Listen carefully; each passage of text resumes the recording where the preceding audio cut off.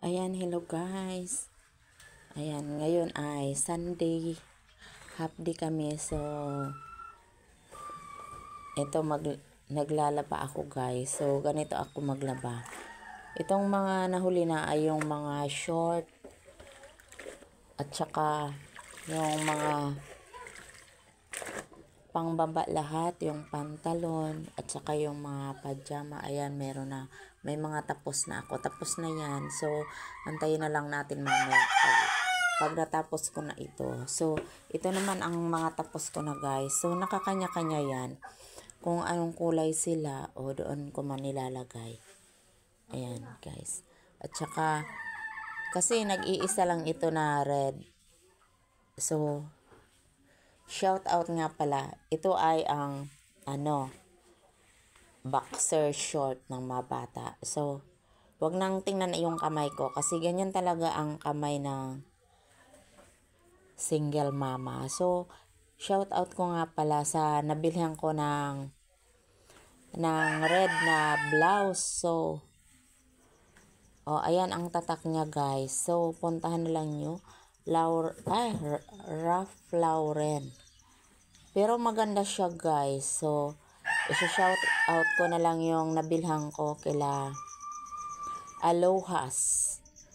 So, na makikita katabi ni Dr. Bunagwa. Alohas okay. So, shout out nga pala kasi ang bago pa tapos nabili ko ng 80 pesos. So, kasi kung sa iba yan, mga 100 na o kaya 150, 120. So, ayun, nabili ko nga pala. Shout out kasi sa Chinese New Year's nga pala ay required talaga na magsuot ng red sa trabaho. So, ayan guys, yung sabon ko nga pala ay Wings at saka ito may Sunrocks. At saka nandoon pa yung iba pero baka bukas naman sa Makalawayan. Ang dami pa Pero hindi ko sinabayan kasi mga medyo mga maong or mga short na maong.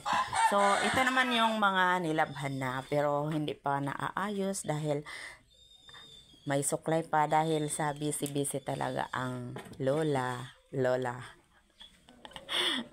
Ayan guys. Thank you for watching. Ayan, may pa dyan. Mga tutupiin pa yan. So, ayan, thank you for watching guys. Maraming salamat po. Ayan.